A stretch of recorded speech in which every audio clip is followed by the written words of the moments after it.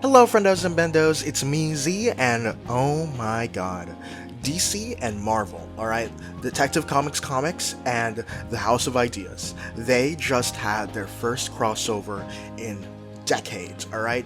Deadpool Batman is a book featuring not only just Deadpool and Batman, but as well multiple other stories. So I'm just gonna talk about each of them, how I feel about them. Some of them are longer than others, but I'm gonna just give my thoughts on each of them, what I like about them, and just what I want for future crossovers, because there's another crossover special coming in November, which is really cool. And I'm apparently, I forget the source on this, but but I'm pretty sure there's also going to be more crossovers next year, and if so, that's going to be awesome. That's going to be super awesome. So I just wanted to make an unscripted video talking about this. I'm making a lot of unscripted videos recently because there's a lot of stuff going on right now. I don't have the time to like write a script, but don't worry, hopefully more scripted videos in the works, with effort put into them. But anyway, let's get started. So the main story was, of course, Deadpool meets Batman, alright, written by Zeb Wells with art by Greg Capullo. And this story was pretty good. I mean, it wasn't astounding or anything, but it didn't need to be. It just needed to be a solid story where a Marvel character meets a DC character, and they just have fun. They just have fun with it, and they really did have fun with it. I found it pretty funny. I thought the art was really good. Of course, Capullo always delivers with the art, and just overall, I think that this was a very solid start to the issue, and a very, like, even if this was the only book, like if this was the only story, like if they just did Deadpool Batman, I think this would have been fine. But of course, I love the fact that there were other stories. In fact, I think there's another story in this book that was way better, but I think this, as the front runner main advertised story, I think it did a pretty good job. My favorite part of this was honestly the Joker. He's in this, and I love the Joker in this. And it's a little crazy to hear from me, because I think that modern Joker honestly kind of sucks. Like, I really do not like modern Joker, but Zeb Wells, the way he writes Joker, like, he's actually like legitimately funny. Like, I legitimately like was, well, not laughing out loud, but like, fucking breathing out of my nose more than usual when I read him, which, like, normally that does not happen with modern Joker. Like, he's not funny normally, but like, oh my god, he was really good. And I love the dynamic between all the characters. Gordon in this, I love how he interacts with Deadpool, and he's so fucking sick of him. He's like, oh my god, get this guy out of here. I just really like this story, and overall it's solid. I'm gonna give it a solid 7.5 out of 10. Yeah. Alright, so next up is my favorite story. It's probably always going to be my favorite story, but it was my favorite story, and it was Wonder Woman and Captain America, written by Chip Zdarsky and art by the Dodsons, and it was really good. And before I talk about why I think it was really good, I get to talk about the controversy, because a few panels of this leaked online like a week before the comic came out, and there was a lot of discourse online, discourse TM, and I only glanced at the panels when they were leaked. I only glanced at the discourse, but like, essentially, the panels that were leaked were showing this moment in the book where Wonder Woman stops Captain America from killing Hitler. That's what happens. And, the discourse was like, what? No, you gotta kill Hitler. And it's like, obviously you gotta kill Hitler. Yeah, but like, what's the context? Like, we don't know the context. Like, we got a few panels, okay? Let's wait and see.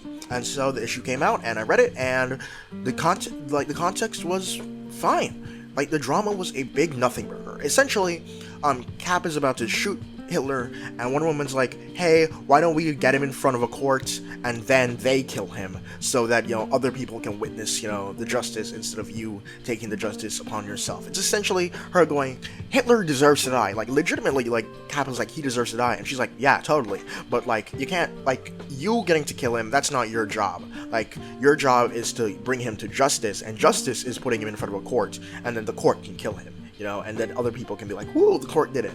And, like, obviously you can debate on whether or not, he should have just died right then and there, but really, it's just a difference of, does Hitler die now, or does Hitler die in a week after, the courts are like, fuck this guy, and then they, like, lampoon him for, like, 2 hours, you know what I mean? So, overall, that was fine. Again, the drama was a big nothing burger, but the story itself was so good. So, essentially, each of the stories, takes place in their own kind of like different way. They like blend the Marvel and DC in a different way. For instance, Deadpool Batman, in that one, it's explicitly Joker went to the Marvel universe and then brought Deadpool to the DC universe. Whereas in Wonder Woman Captain America, this is a universe where the DC and Marvel characters have always existed in the same universe. And Wonder Woman and Captain America, they're in World War II, they meet then, and then Cap, he goes under the ice, and then he wakes up in the modern world to find Wonder Woman leading, she's still kicking, and she's still leading a team of heroes, which consists of a mix of DC and Marvel characters.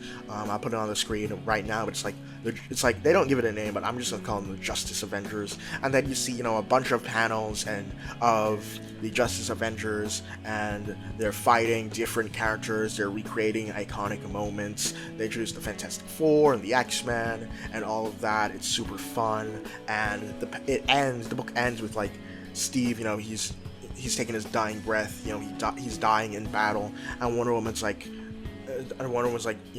holding him, and then you're like, you gotta lead the next generation, Diana, okay, because this is like 100 years in the future, and Diana's immortal, and Steve like ages really slowly, so this is 100 years in the future, and Steve's like, you gotta lead the future generation, you know what I mean, and then she does, and it's really cool, and this one really hit my heartstrings because it was kind of, a dream scenario, this world where Marvel and DC perfectly interconnect, and we just see what that's like, and I really liked it. And of course the Dodson's art blew me away, as always. The Dodson's probably like top 3, like they're top 3 comic artists of all time, in my opinion.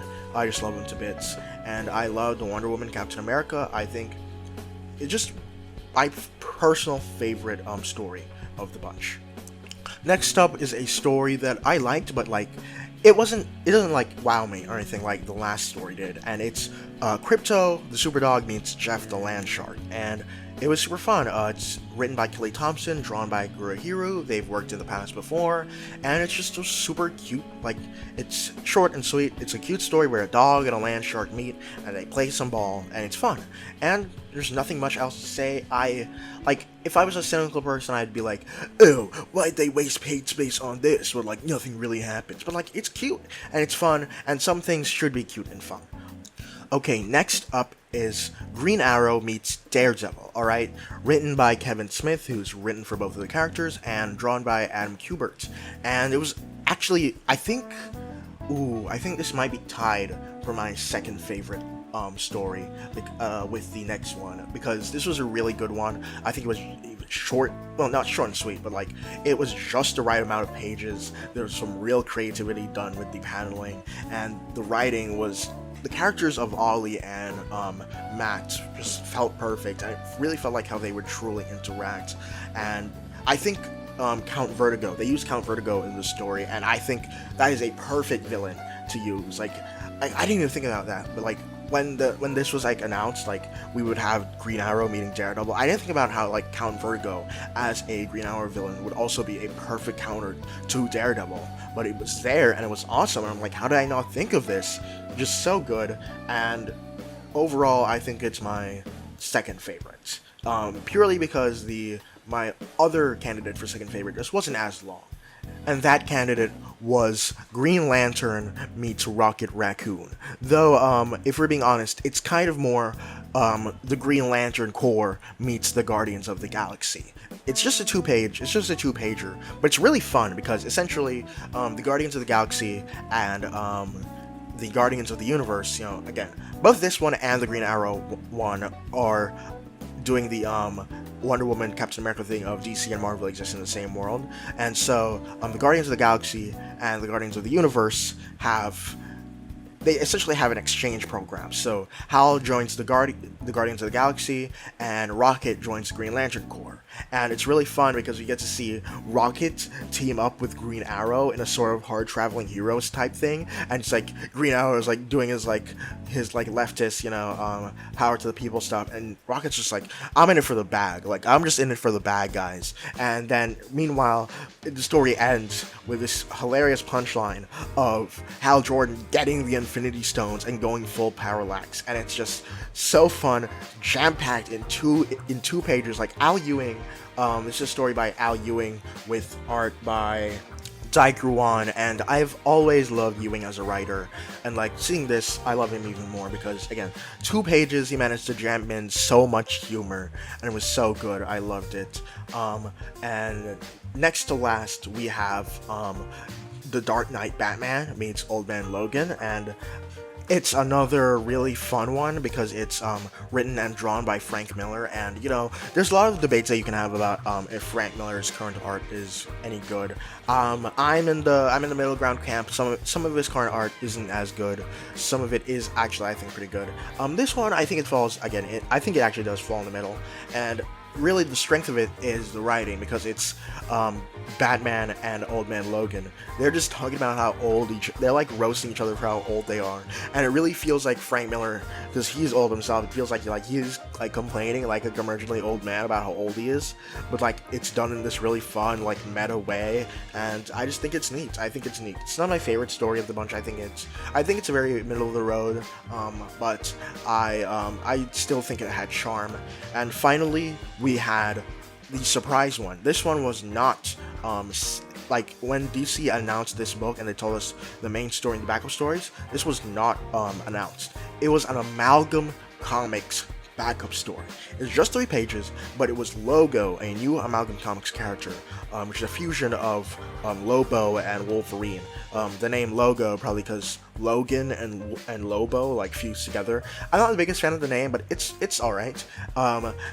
And it's just an introduction. It's like kind of just a call. It's like kind of fan servicey. Like the whole issue is fan servicey, but this felt like super fan service because it's just like, hey guys, remember Amalgam Comics? But like even if it is like fan servicey, I still enjoyed it. I really did still enjoy it, and I think this means we're actually gonna get more Amalgam comic stuff in the future, because you had like a to be continued like question mark thing, and I'm like, ooh, are we gonna continue? Because like that would be super cool.